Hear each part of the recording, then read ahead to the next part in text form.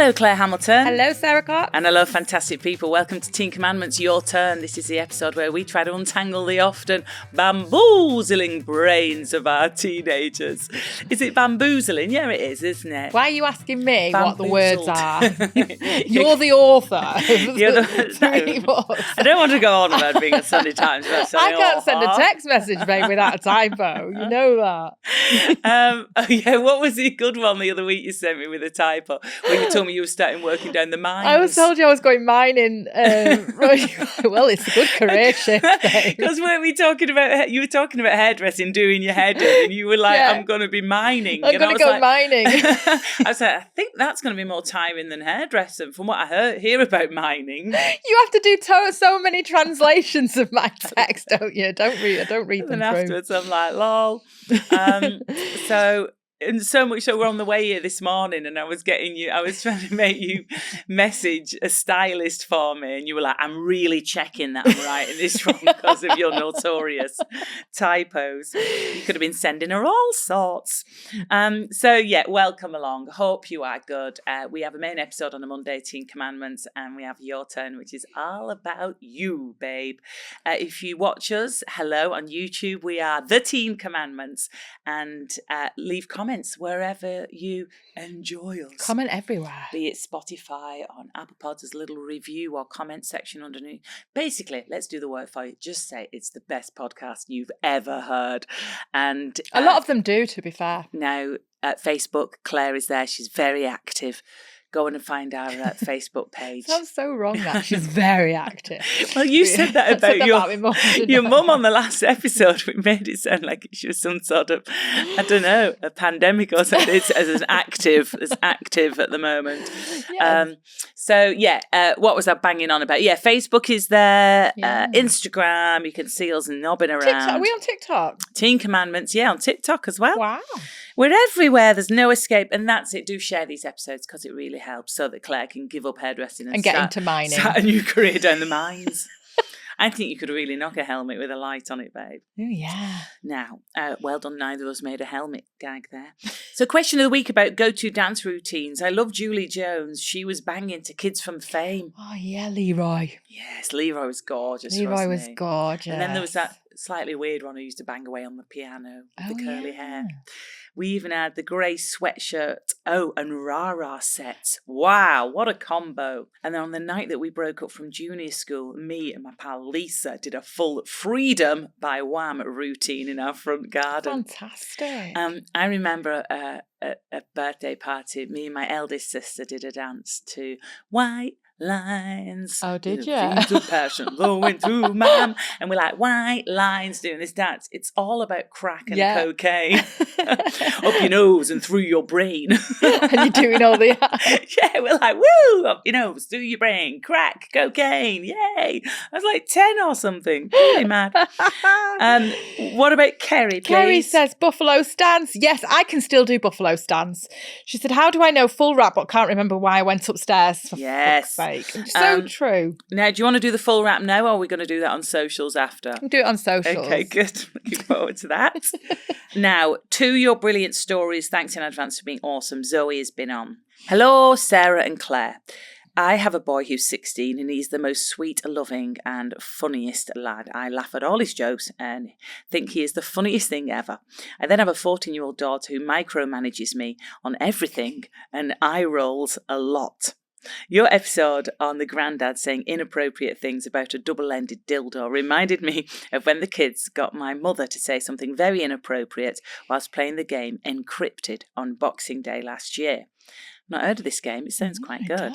The idea of the game is that you read the saying on one side of the card, which sounds like something else, and you have to guess what's actually being said. In advance, I had weeded out any rude cards, or so I thought. Because Mum's card said, okay, I'll say this slowly, R, as in A-R-E, Mark, Hunt. So say that quickly 3 times. I'm a cunt, I'm a cunt, I'm a cunt. Is that for social? Can we clip that, please, immediately? I want that as my ringtone. My daughter will be sending that to other friends every time I do something to annoy her. So let's see. Zoe continues. I was in the kitchen heating up custard. This is very Christmassy. And could hear my mother saying, I'm a cunt, I'm a cunt, I'm a cunt, several times. And the kids absolutely pissing themselves. With the final time first saying, it suddenly dawned on me what was actually being said. I made my way really quickly into the dining room to remove the card from her. You can just see that cat just plucks it from out of her mum's fingers. Too late. The look on her face when she realised what she'd actually said was priceless. The kids couldn't believe their luck and couldn't wait to share the video they'd taken and send it to their 15-year-old cousin. That's so good. Look what we got Nana to do. When I asked how that card had made its way into the playing pile, my son admitted to sneaking into the kitchen and getting the confiscated card. My mother took it really well, surprisingly, especially as I was at least 30 before I heard her say shit. So good. Zoe, thanks so much. Mums and swearing. I mean, when my mum swears, my mum doesn't swear. If I hear my mum drop a swear, I still hate it now. It still takes me back to being a bit prudish and like, oh, mum. You know, when you don't think of your mums as adult people in their own right, they're your mum, so they shouldn't swear. And so much so, if I swear a bit in front of the kids, I say sorry, excuse language. But have you not heard your mum swear? No, my mum doesn't swear. She doesn't swear at all. My dad used to. I swear. Yeah. So does my daughter, and then she says it's my fault. I mean, my lovely sister, who, you know, lawyer, very successful, very well read, I want to say trilingual, if that's a word, super bright, isn't she? Yeah. But out of all of us, she's the one who accidentally made her kids swear when they were little. Oh. Because my sister didn't realise that the kids were noticing when she was saying, for fuck's sake.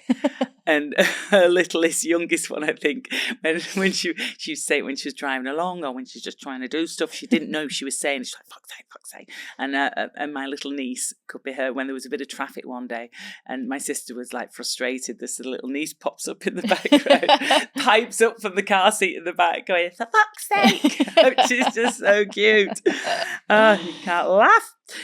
Zoe, we love your story. Thank you so much for that. Excellent work, and love to your mama. Okay, what's next? So Suzanne says, hi, Sarah and Claire. It's been so comforting to hear Claire's open and honest experience of facing into being an empty nester. Ooh. I have two girls only 18 months apart, and so I've had 2 consecutive years of waving them off to uni. Not helped by the fact both of them have chosen to go to unis more than 4 hours away from home, no offence taken. Okay. A few weeks after my youngest left in September, I felt totally lost. The sadness at not having them at home constantly gets mixed into a weird sort of envy that they're off starting a brand new life and have the world at their feet. Interesting that, isn't it? Yeah, there is flashes of that.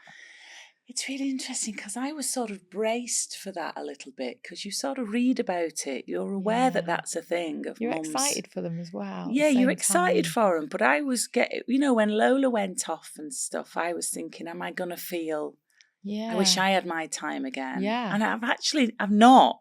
But I think it must be really common for women to feel like that. It must go into older age as well, you know. But and also like, I've heard stories and, of mums being mean to their daughters who were suddenly blossoming and who were looking, beautiful. Whereas when I look at my kids and, my teenagers, and when I look at them looking incredible, I'm just like, amazing, good for you. You look so gorgeous. But I don't know. I guess it depends on your own experience with your own mum. Yeah, definitely. My mum was always a massive cheerleader for me. Whatever I wore, you'd look good in a bin bag. Yeah, it just sounded like a threat, like she's going to murder me and chop me up, and hidden in the woods in bin bags.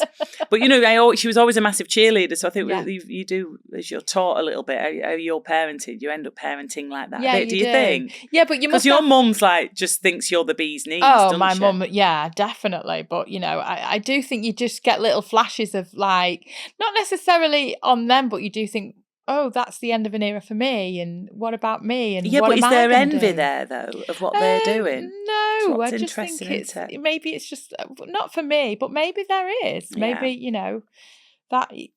I guess sometimes you can't help feel envy, can you? It's not something you can control. Interesting. Sorry, interrupts there. Carry on with Suzanne's story. When you spoke on the pod this week about how this is actually a new dawn for us as well, it really hit home. Ooh.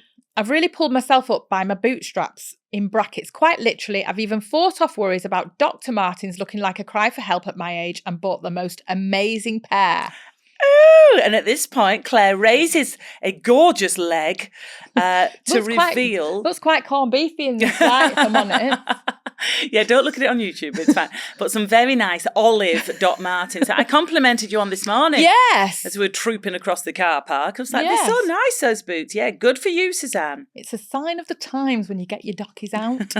And started getting on with what I want to do. I was an English Lit grad and love writing, but stumbled into a career in IT.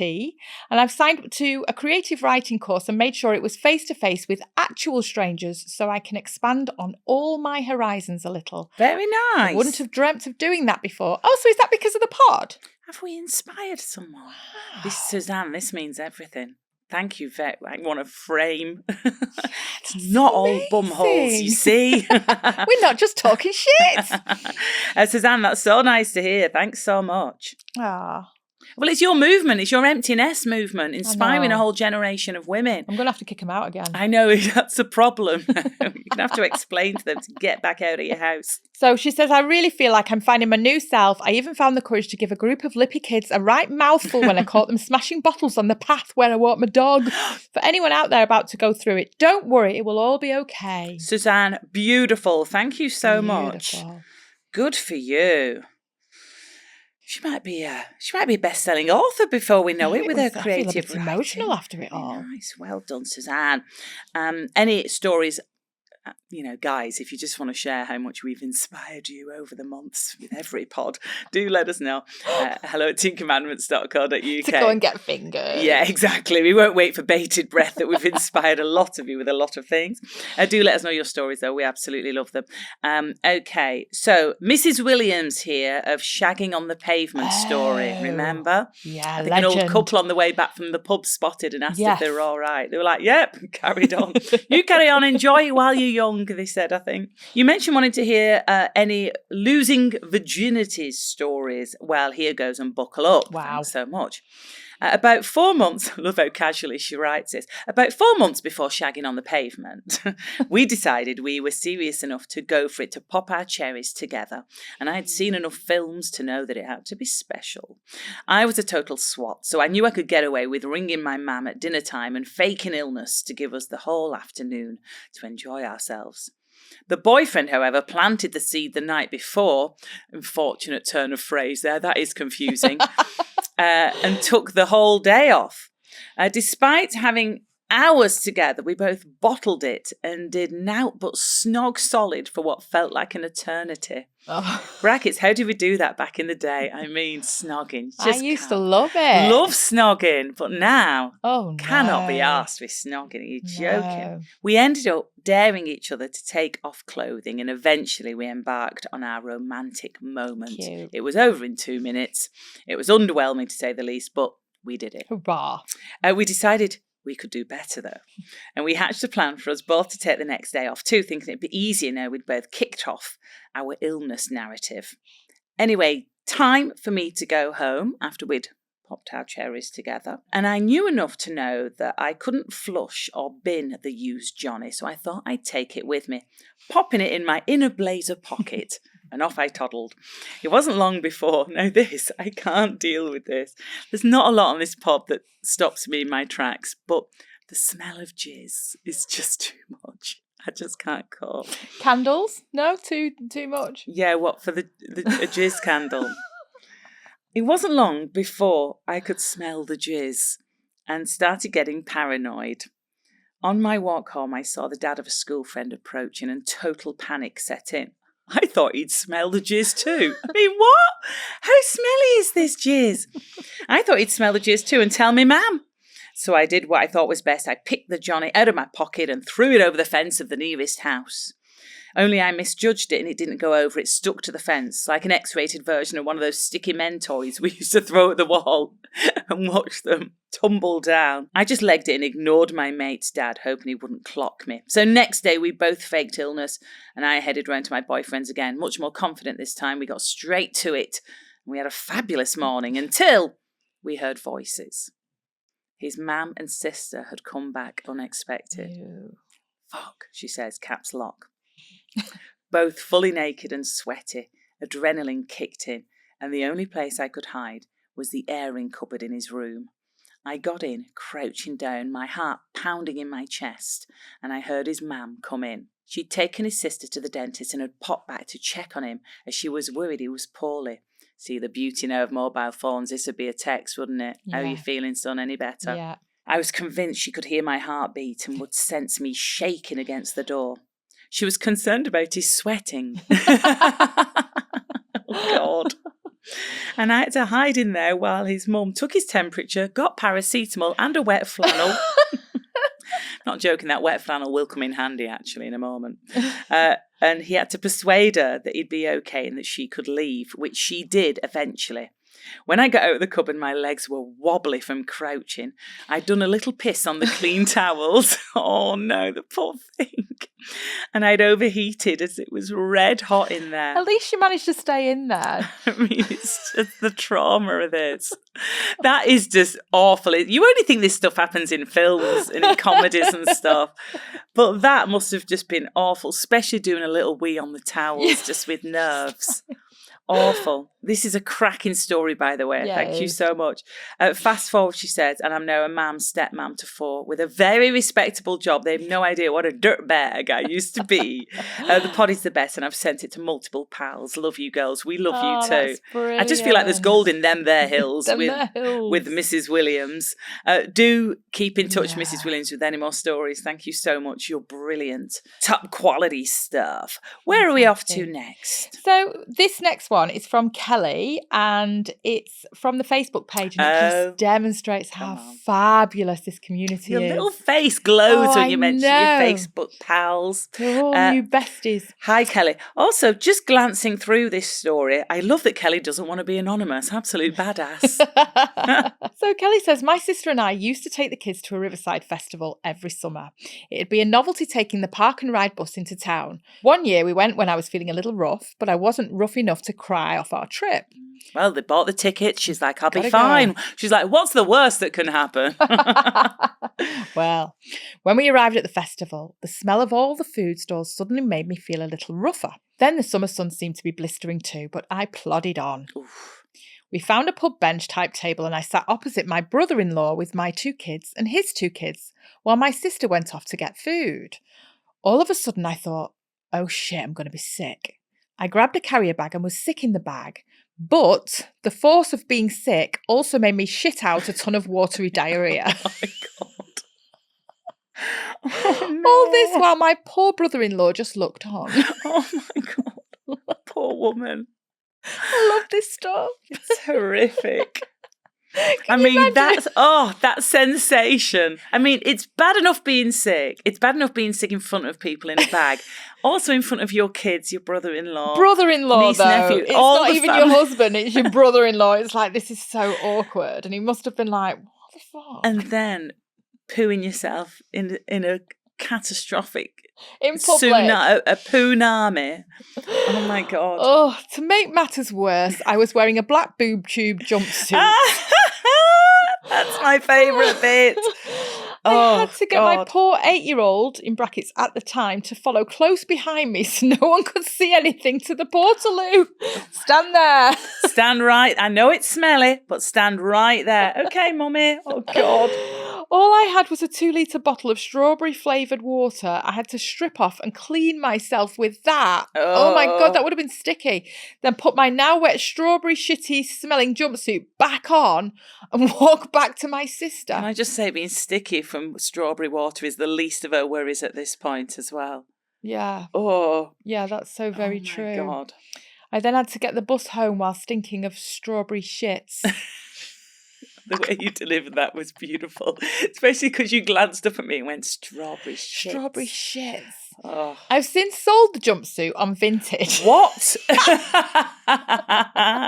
If only the buyer knew. Don't judge me. Oh my God. I just thought I saw a look between two of the young people in the studio. Has any of you bought a jumpsuit recently on Vinted and sort of panicked?